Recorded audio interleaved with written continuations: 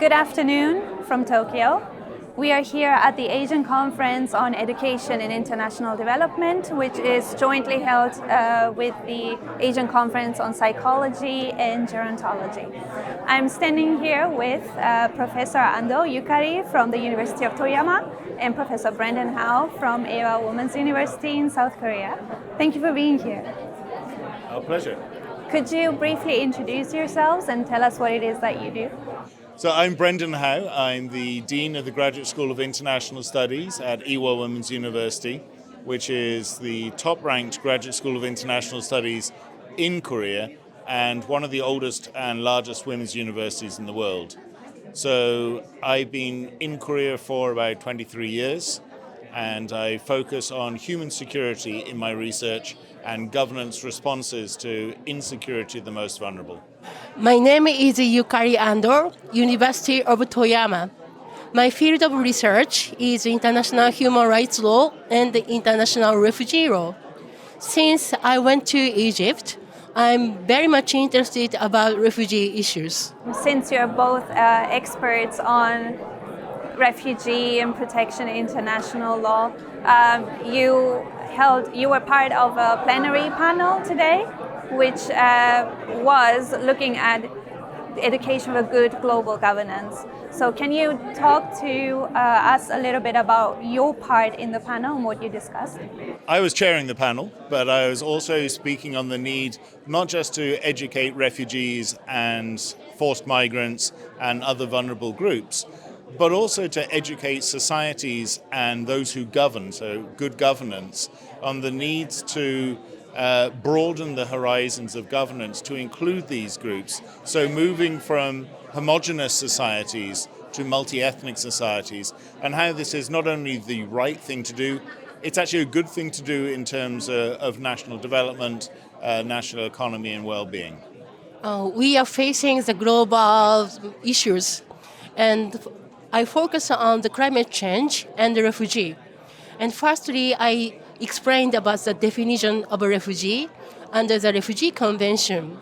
Surprisingly, environmental refugee is not included under the Refugee Convention, but we need protection to provide those who in need. And then complementary protection can be focused for the environmental refugees. Obviously, with global issues being exacerbated right now, such as climate change and forced migration, international cooperation is more important than ever right now. However, as we see with recent political developments, especially with the new administration in the US, international cooperation seems to be crumbling. The US withdrew from the Paris Agreement and from all the climate change negotiations. They're also cutting fundings for education, and they're causing trade wars and destabilizing economies and militarizing regions. So it seems like education has an impossible task to perform. Are we placing too much importance, and are we relying too much on education? I think it's not just the United States, it's all three of the great powers are not behaving in ways that are conducive to good global governance. So yes, we're facing major challenges, and you mentioned the US. Of course, ACEID has been cut, and a lot of that went to education. The US has also pulled out of the WHO, or is about to pull out of the WHO, and it's the major donor for that. Nevertheless, I think that this represents something of an opportunity for other actors, especially for what I term second-tier powers. So those powers that are not great powers, they're not rising powers that aspire to be great powers, but they have more resources than middle or small powers, and greater ambition to do something with those resources. As we had in the panel discussion and some of the Q&A with the floor, we emphasized that Japan and South Korea are both spending a lot of their aid budget on education. on bringing students into study in Japan and South Korea from developing countries, that it's going to have a development multiplier effect when they go back to their own countries. Likewise, I think because of the normative agenda being pursued by South Korea and Japan, human security focused, there's going to be increasing pressure for them to put their money where their mouth is and really do global good, provide the leadership and that's not being provided by the great powers.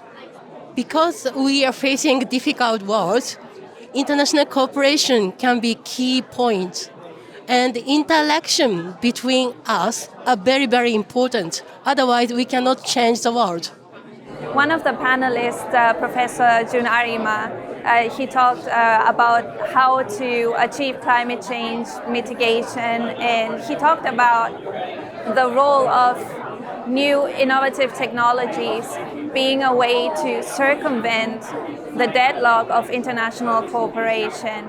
And that can be achieved through education. So that's one possible way to do that. However, as we know, new technologies can be leveraged by states to secure their sovereignty.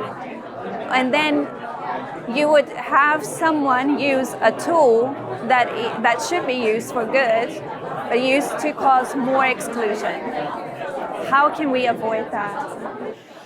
Actually, that is a difficult question. Maybe we can think concrete example how the issue can be affected our daily life. Because climate change and other issues are very, very threatened to our daily life. So I don't have the answer now, but we need to continue to discuss about the issue. That's the thing we need to do.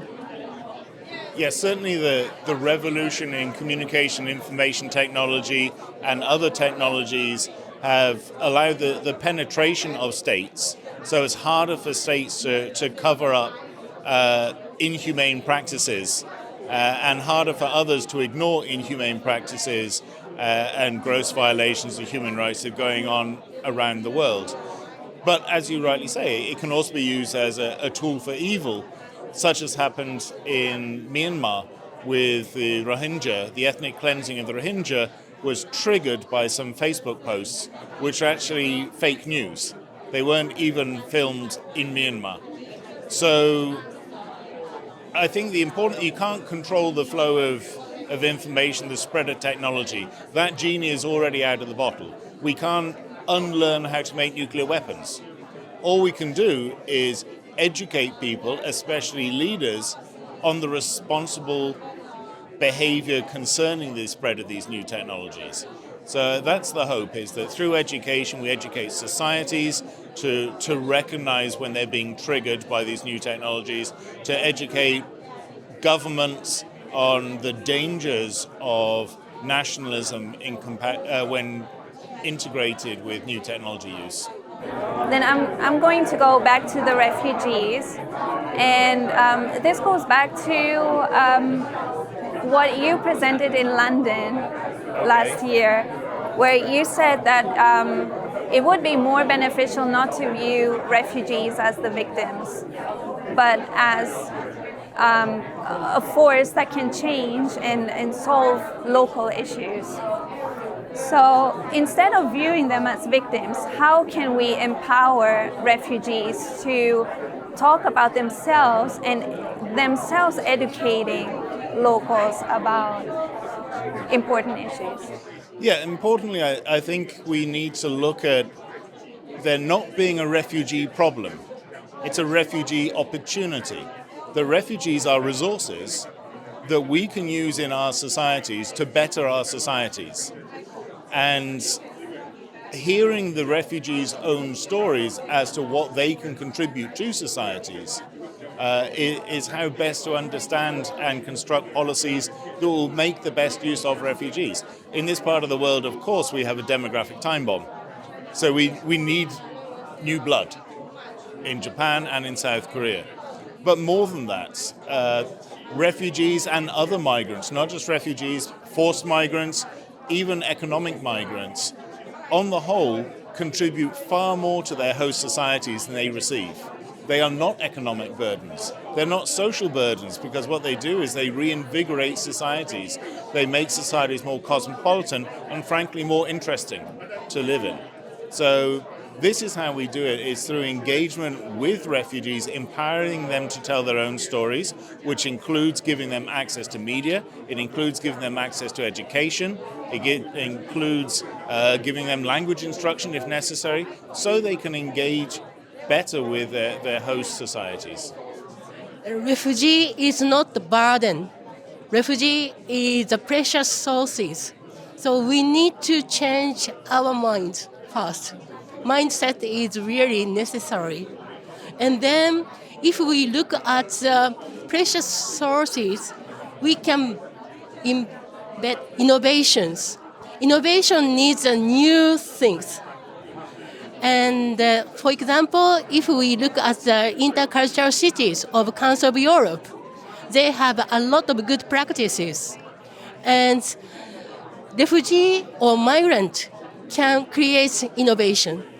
Then my last question is actually inspired by a delegate who was here last year, and he is here now too. And he made a very thought-provoking comment about how global governance or international cooperation are like buzzwords that are too abstract for the public, and they cannot get behind. The public only cares, or mostly cares, about how their own everyday life is affected. They care about local issues, so they are not in a position to care, not even understand, but just care about such big things such as good global governance, international cooperation. So for people who are watching this interview from the comfort of their homes, what would you advise them to do if they were to help with the problem of refugees, climate change? Like if I were to wake up tomorrow and decided I want to do something, how can I help? Last week I was in Sendai and to participate how to teach the international law. And we made a lot of simulation and role play. And that makes really effective. So maybe we can create such simulation or role playing and then let them do. So that is a really good to understand the situation better. Yes, I agree. Social engagement is the way forward in as many different ways as possible. I've completely forgotten the name of a movie that came out recently looking at the impact of refugees in a small community featured around a pub in England, and how eventually the communities, through engagement in the pub, come to work together to build a better society for both groups, for the original inhabitants of the village and the refugees have been resettled there.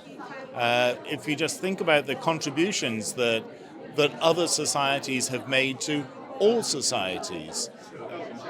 English national dish, fish and chips. Well, the battered fish comes from Portugal and the chips come from Belgium. But from migrants from those communities, it's become the national dish. In fact, now it's probably been replaced by curry as our national dish. Again, we wouldn't be able to enjoy all of this without migration to Britain. Japanese cuisine, same thing, the Portuguese. Korean cuisine. Kimchi didn't used to be spicy. They didn't have chilies until the Portuguese brought chilies. So all of these contributions make our lives richer, and by engaging people in the day-to-day advantages of refugees, but also looking at the day-to-day challenges they face, get the people to think, well, how would you feel if you couldn't communicate with the society in which you live? and maybe then they'll volunteer to teach their language to the refugees to facilitate that communication. Other avenues of social engagement, sports, but more important than anything else, education. Get the refugees into education, because I've never seen a student maintain bigoted positions once they're enrolled in a multicultural class. The best cure for bigotry is education and interaction. So in the classroom. Well, there you go. Educators have a big responsibility. Absolutely. Thank you for being here. Thank you. Thank you.